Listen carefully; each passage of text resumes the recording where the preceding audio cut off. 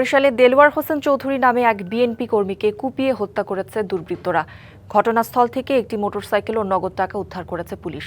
বুধবার রাত 11টার দিকে সদর উপজেলার রায়পাশা করাপুর ইউনিয়নের শিবপাশা বাদামতলা এলাকার ডোবা থেকে তার মরদেহ উদ্ধার করা হয়।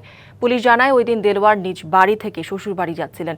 এরপর আর তার খোঁজ পাওয়া যাচ্ছিল না। রাতে সড়কে একটি বাইসাইকেল ও গলার মাফলার দেখে সন্দেহ হলে আশপাশে খোঁজ শুরু করেন স্থানীয়রা। পরে সড়কের পাশের একটি ডোবায় মরদেহ দেখে পুলিশে খবর দেয় তারা। পুলিশ এসে মরদেহ উদ্ধার করে। ঘটনাস্থল থেকে বাইসাইকেল ছাড়াও নগদ টাকা উদ্ধার করা হয়েছে। নিহত দেলওয়ার রায়পাশা করাপুর ইউনিয়নের বিএনপি কর্মী। পেশায় তিনি গরু ব্যবসায়ী ও হাটবাজার ইজারাদার। দেলওয়ার হোসেনের মাথায় ধারালো অস্ত্রের আঘাতের চিহ্ন রয়েছে। এলাকার প্রায় ৩০ লক্ষ টাকা হত দরিদ্র গরিব মানুষের মারিয়া উঠতে এখন বরিশাল বাসা নিয়ে থাকে। এইটা সে বাদী হইয়া মামলা করছে। এদের পাওয়ার হইলো, এক হইলো আওয়ামী লীগ করতো, এক হইলো সাদেক গ্রুপ ছিল,